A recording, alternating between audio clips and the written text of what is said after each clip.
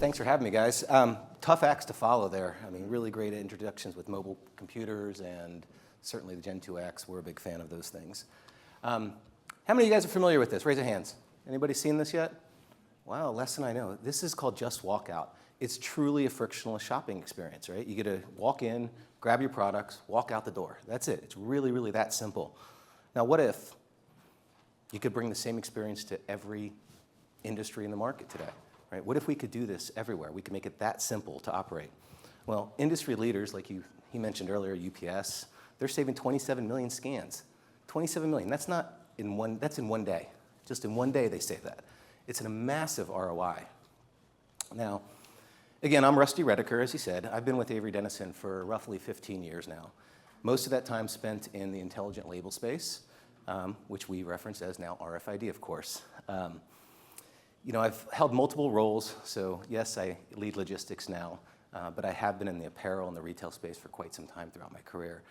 And I just want to take you guys on a brief journey with Avery Dennison here. Just about 1 minute. What if scanning your clothes could tell you their story? Or your sneakers could confirm their authenticity? What if your sushi could assure you of its freshness? Or you could track ingredients from farm to fork? What if your football shirt made you more than just a fan? Or your morning coffee lets you tip the farmer directly? What if your car could reflect your style, as well as the sun from your face? What if your windows could save energy? And all of this got the thumbs up from the biggest voices on climate? What if a label could alert you when food is going bad, assure you a vaccine is safe, and stop clothing from going to landfill, and enable plastic to be recycled instead of becoming ocean waste? What if? What if we told you one company can help make all of this possible? Okay, so I'm certainly really proud to work at Avery Dennison, so I'll just real briefly share a little bit of information. Many folks believe that we're a material science company. We make labels. That is true. We make lots of labels. We're celebrating our 90th anniversary this year. As a matter of fact, we started in 1935. We're also top 1% from sustainability, the Ecovitas scores as of November of 2024. Pretty impressive stuff. And we've got 35,000 highly diverse employees. So that's just a little bit about Avery Dennison, but what's really important is we're no longer just a material science company. We are a solutions company. And what solutions companies are, and we primarily focus on the RFID space, but really our mission and our vision is connecting the physical with the digital in meaningful ways, right? Ways that can make and create actionable insights for our businesses. Now, just a few observations. I'm going to talk a little bit more about market trends, some of which you guys are probably quite familiar with, and we'll go into a little bit deeper here. So, market trends. You know, the reality is rising consumer expectations, right? It's happening each and every day. The future is data-driven. You can't go to a conference, a discussion at home or at work and not talk about AI, right? AI is everywhere in the world. We've heard already that labor dependencies are a real problem. We know sustainability is not only demanded by our consumers, but it's critical for our planet, frankly. But what's next? What else are we going to deal with? Well, uncertainty. That's really the new norm, right? How do we deal with uncertainty? There's geopolitical tensions, probably much more than we all want to deal with as of today, certainly. Supply chain disruptions happen on a regular basis. And ultimately, resiliency is what we need to solve for. So at Avery Dennison, what we do is we kind of break it into what I'll call categories here. And we look at it kind of the future scenarios, what might happen, what could happen, and what's likely to happen, what's plausible. But nobody can really predict the future, right? We can't just predict what's going on. But we can deduct what's plausible and ultimately what's probable. And we can guide our direction. Oops, sorry about that. We can guide ourselves into what is going to happen in the future, what we want to be when we grow up, essentially. Now, we also work from a working backwards or backcasting type of scenario with our technologies and our solution sets. And we start with H3 and work back through H1. I'm sure many of your organizations have a scenario similar to this. For us, H3 is roughly 3 to 10 years out. H2 is 1 to 3, 1 to 3, and H1 is 0 to 1. Now, why do we do this? Well, the idea is if we know where we're going, then we ultimately can get there, right? We can plan for those things. We must stay in front of technology, right? We can't be laggers.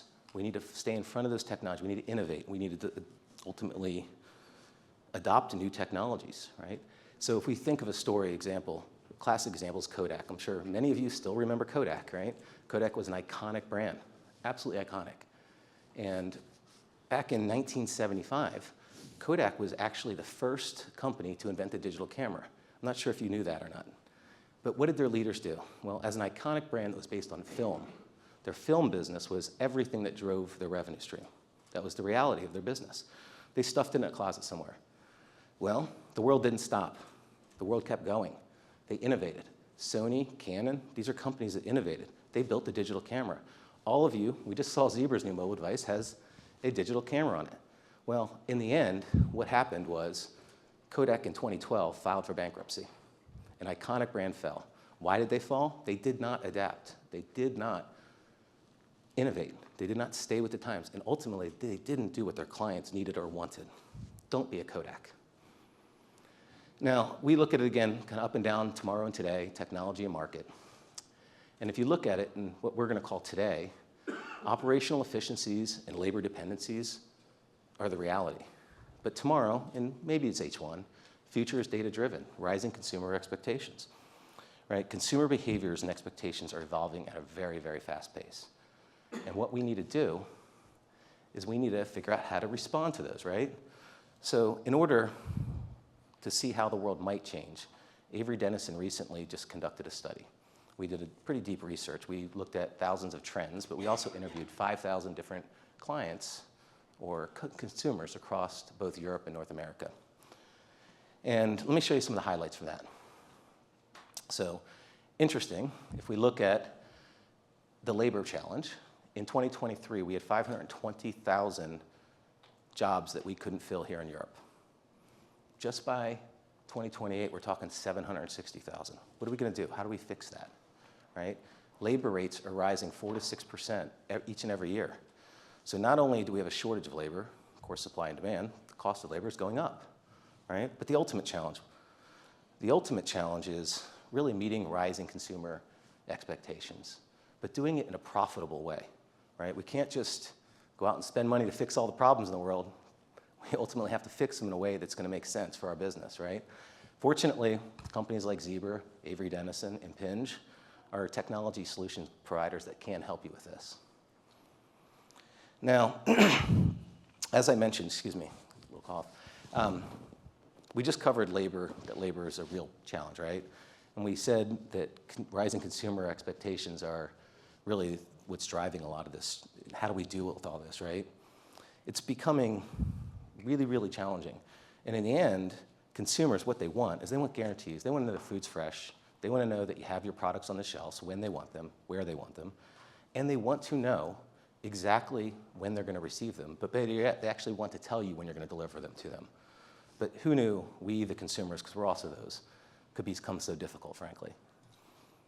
Well, the reality is uncertainty is no longer considered, it's simply unacceptable. Uncertainty is unacceptable by the consumers. And with so many options for the consumers in today's world, they will find companies that can solve these challenges for them. And in the end, if you think of Amazon, another classic example. Amazon is a company that year over year grows at a pace faster than the industry. They deliver and focus on consumers like no other organization in the world today. Frankly, they have some of the highest NPI or Net Promoter Scores in the world today. It's a pretty impressive for a company of that magnitude and that size. Now, how do they do that? Well, it is simple. They focus on the customer. They're obsessed with the customer.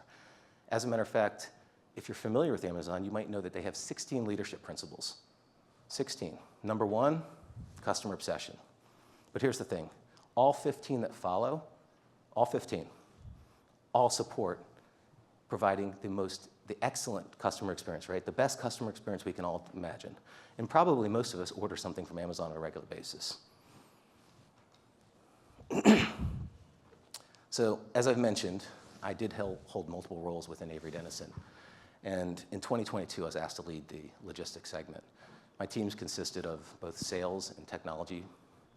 And when I started speaking to leaders in this space, as I came out of the retail apparel and supply chain world, the thing was, they all wanted faster lead times. Everybody talked about speed, right? And how many are still talking about speed in this room with their consumers? It's critically important, right? But what this study found was speed no longer is what's most important. It's actually choice. They want to control when they get their packages. They want to control when they're delivered or what they're purchasing, right? The consumer wants that control. It's a very different world than just 3 years ago, where everything was 2 to 3, maybe 1 days, mostly 1 days at a lot of retailers. But in the end, the research was overwhelming, right? They discovered that what to decide when and how they get their products, right? So we use personas in our business. Jane is one of personas. So Jane, let's call her middle-aged woman, couple children, career, right? And Jane, in her day, she's at work. She realizes she's got to pick up some groceries on the way home. So what's she do? She gets on her phone during break, of course. She orders the groceries. Now, when Jane leaves work that afternoon, she expects that grocer to have exactly what Jane wants. Not some of what she wants, but exactly what she wants. She pulls into the store. She picks up her items. Everything's there. The grocer did a fantastic job. Fantastic job. Well, Jane continues on home, and she's thinking, okay, well, gosh, I hope my packages arrive when I get home, right? She doesn't want them before she gets home. They have to be there when she gets home. Why? Well, she lives in an urban area. And if you live in an urban area, you can't put packages outside, right? They get stolen. We call them porch pirates in our industry. Well, she gets home, and the packages show up. The doorbell rings. She goes down. She gets them. She runs back upstairs, goes into her house, goes about her day. She starts thinking, okay, I've got to take care of the children now. I've got to make dinner. I've got to take them to their sports or their music, right, their activities. Got to do homework for them. Oh my gosh, I don't have dog food. My dog can't eat. What am I going to do? She jumps on, line, again, goes to her local pet store, and thankfully they have a 1-hour delivery. They deliver it to her in time that evening to get what she wants. So in that case, she wanted, one example, go to a store, pick up what she wanted. She came home, got a package when she asked for it. And 2, she found something she needed urgently, so speed did matter, right? These are real-life scenarios that we exist and our consumers have each and every single day. The reality is, if we, the businesses, do not meet Jane where Jane wants to be met, she will find someone who will. That's the world we live in today. Now, as we said, consumers no longer tolerate uncertainty, right? And all this sounds overwhelming. But there is really good news with this. When we did this research, we asked the question, are they willing to pay for these types of services? Because they're expensive, right? You've got to do an hour delivery. That's awful costly. The answer was overwhelmingly yes. They will pay for it. So they also want choice. Now, it doesn't mean we give this away for free, but we have the opportunity to give Jane her choice, and she's willing to pay for it. Now, there still is good news, more beyond this. So by partnering with companies like Avery Dennison and Zebra Technologies, we do design solutions for these very complex challenges, and we can help each and every one of you ultimately deliver what Jane desires, control. Now, it does get a little bit better. We are actually going to be launching or releasing this report, this research, on Wednesday of this week. At the end of the presentation, there'll be a QR code. If you guys would like early access to this, you scan the QR code and you can be the first to receive this information. Okay, so the cavalry is coming, right? The technology that could help. What are we going to do? We know labor's a problem, sustainability is a desire by our consumers. Consumers are changing each and every day. How do we deal with all this? Well, we talked about technology. Pretty interesting stuff, right? It's amazing. But you know, guys, while this isn't real today, right? We're not actually doing this with blimps. Drones are real. There's companies exploring drone deliveries. This is an actual reality today. Robots are in each and every one of our lives, right? How many of you have a robot at home? Don't discriminate. Roombas are robots, guys. Come on. Okay, there are the hands. A robot is a vacuum. We all have one at home. How many use robots at work? There's some hands, right? So we're seeing that adoption happen. That's helping with the labor, right? These are all technologies that are driving towards that. But what if I told you there was maybe another technology? A technology a little simpler, it's readily available, it's proven, it's adopted by the billions, right? It has a ROI, we heard some say 24 months. I tend to use, a lot of times in retail, less than 12. It could be a little longer in logistics, but that's about right? It could be 6 to, say, 24 months. Pretty impressive number, right? It's been widely adopted across aviation, retail, logistics. It's in our each and everyday world. You guys probably are here for this technology, frankly. It's RFID, right? It's powerful. It can transform your businesses. And it's not that difficult to adopt. You've got partners right here, right now that can help you with that. Now, when we think about the technology, and we've heard about Gen 2X, it's a classic example. RFID has made massive transformations, right? If we look back over the years with all technologies, we innovate, we evolve. Well, that technology has innovated, it's evolved. We've gone from read distances of just a few feet over the years to, we saw, I think, 50 feet on the overhead readers, what Zebra was sharing. You know, if you want proof points, just look around, right? Decathlon, Walmart, UPS, Kroger. These are all companies, different industries. Healthcare, we have folks from the hospital going to speak to us tomorrow. It's a reality. Healthcare is a reality. This is all proof points that we need. And as the world moves from what we reference as a scanning today, scanning barcodes, to a sense-based technology, RFID, we're going to see massive change in our world.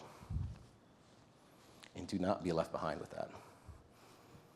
Now, you've heard me mention, as well as Impinj mention, UPS. I want to dive a little bit deeper. Carol Tome, who you see on the screen here, she has effectively said she's reduced 27 million daily scans. This was in her words, not mine. 27 million, as I shared earlier, while also significantly improving load efficiency. What is load efficiency to them? That's getting the right package on the right car. Now, when you think about that, it doesn't sound that difficult, but when you're moving millions and millions of packages each and every day and billions throughout the year, it can be complex. And just one package on the wrong car does a couple things. One, it's inefficient, it costs UPS money. Two, it lets down both the shipper, the retailer, the consumer, whoever that may be, and certainly the consumer who's on the other end. So they're failing on all ends with just that one, and they can't fail. They want to be perfect. Now, we're not saying they're going to get to be perfect, but we're going to help them get really, really close. And on top of that, it's also more sustainable. Why is it more sustainable? Well, if a package gets loaded on a truck and it has to go out to somebody's house, what then happens is that package has to come back. It travels twice. Or they'll make a second stop, figure out where it goes, drive out of their way. It's incredibly inefficient. So their carbon footprint increases. So this is really a trifecta, right? It wins on sustainability, efficiency, consumer experience, on all areas. It's all driven by RFID, one simple little tag. Now, the reality is RFID use cases are highly transferable. So as I mentioned, I came from the apparel and retail space. As I worked into and moved into this logistics space and I was asked to lead that team and ultimately activate a market or a segment, what we found out was a lot of what we learned in the supply chains throughout retail applies. We're seeing the same scenarios in grocers, right? A lot of these same scenarios and same applications apply. It's highly transferable across all industries. And that's where you get to, I think it was, I forget the number was just shared, some trillion, 7 trillion, I believe was the number. It's massive. It's just massive, right? But, you know, when we also think about it, it's aviation. So Delta, we heard, what I know about Delta is they went from, they are now, lead the industry as far as on-time package or on-time luggage deliveries to their consumers, to their customers, their clients. So what that means is they get your luggage to you faster than anybody else. That's service as well as efficiency for them. We have found that RFID can reduce food waste. And some may ask how or why. Well, we can ask Kroger that question, but there's an article that was recently published about bakery items where they were able to actually change their operations, become more efficient, significantly reduce food waste, and ultimately drive higher margins. Pretty impressive stuff. Now, by now, I think you know I'm pretty passionate about this technology, RFID. I've been doing it a long time. I truly believe in it. And frankly, I can't understand why companies haven't adopted. Even at a cost, when you look at cost, the value created is far larger than the cost spent. And like any investment that I'm aware of, that's a pretty good match. Now, who you see on the screen here is Brian Marflack, actually a close friend of mine, as well as a wonderful partner to both Zebra, Impinj, and Avery Dennison. And Brian has a few things to say about it as well.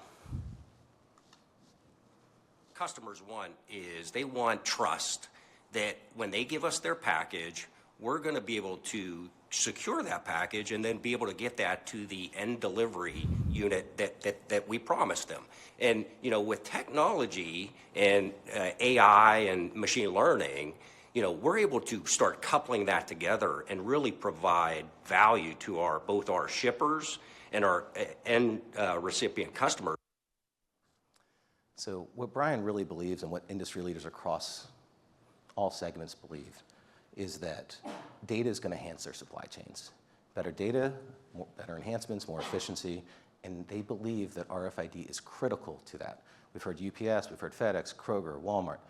It's a reality. It's here. It's now. It works. But of course, data in itself doesn't do anything, right? It's what you do with the data that matters. It's how you feed that AI platform that you have, or the BI tools that you're utilizing. It's what happens, or what happens when you feed AI with really good data, but not just good data, but more data. Because with RFID, you can capture a heck of a lot more data. It's a lot more, it's automated, right? You don't need more staff. We talked about labor. You can do it a lot faster. By capturing that, you ultimately get a lot more. And it also contributes to sustainability. And many companies believe they can't be sustainable as well as profitable, right? The reality today is that the most sustainable companies in the world are also the most profitable companies in the world. So you can be both.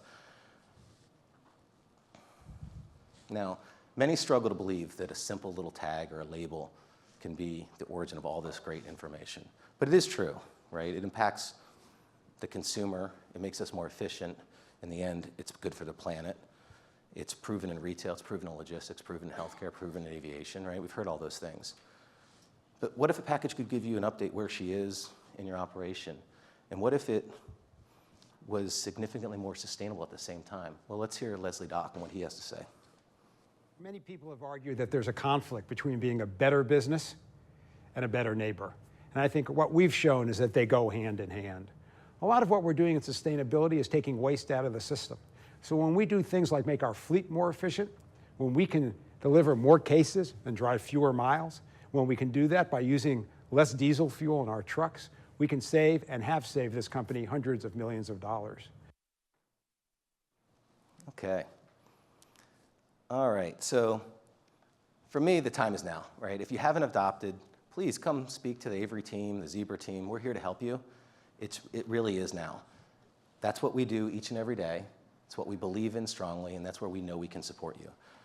The day has arrived when true end-to-end visibility is possible, right? We can, even through our carrier networks, see the products. We can tell you exactly what's in your store, as well as validate what's in your package itself, so we can quality control inside of the package. We can do more with less. We can reduce environmental impact, simultaneously improving profit. It's all amazing stuff. Our executive chairman, Fred Smith, said over 50 years ago, the information about a package is as important as the package itself. I mean, think about that. 50 years ago, he knew that this was coming, and now it's becoming reality with the ability to take that data and really drive it forward. So I'm going to take a minute, though. I don't know if anybody knows of Fred Smith, but he did pass away this last weekend. Fred Smith was an icon in the industry of logistics. He founded FedEx. Just want to give him his respect as due. He's an amazing person, amazing man. If you read anything about the guy, he was just fantastic. But what he mostly was a visionary. To see that he knew this 50 years ago, that a package needed a brain. 50 years ago, he's saying this. It's just unimaginable how much of a visionary this person was. Well, here we are now, and it's actually getting the brain that he once desired. Now, there's 3 takeaways I want to leave you with. They're pretty simple, but I want to talk about them. What we learned from Amazon and what I've said over and over and what the consumers want is what we need to do. So always start any investment, any technology review at the top with the consumer. That's who matters most. And all of our consumers could be different, right? Plan for the unplanned. Uncertainty is unacceptable. So we have to be flexible. Flexibility is paramount to our success in the future. And the future belongs to the learners, not the knowers. Now, I'll leave you with this too. Opportunity does not knock. It presents itself when you beat down the door. So let's go beat down the door together, right? Let's do this. That's why we're here today. Thank you.